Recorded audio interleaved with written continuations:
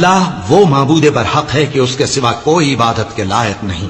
زندہ ہے، سب کو تھامنے والا، اسے نہ اونگ آتی ہے نہ نیند، جو کچھ آسمانوں میں اور جو کچھ زمین میں ہے سب اسی کا ہے، کون ہے کہ اس کی اجازت کے بغیر اس سے کسی کی سفارش کر سکے؟ جو کچھ لوگوں کے روبرو ہو رہا ہے اور جو کچھ ان کے پیچھے ہو چکا ہے اسے سب معلوم ہے، اور لوگ اس کی معلومات میں سے کسی چیز پر دسترس حاصل نہیں کر سکتے، ہاں جس قدر وہ چاہتا ہے اسی قدر معلوم کرا دیتا ہے، اس کی بادشاہی اور علم آسمان اور زمین سب پر حاوی ہے، اور اسے ان کی حفاظت کچھ بھی دشوار نہیں،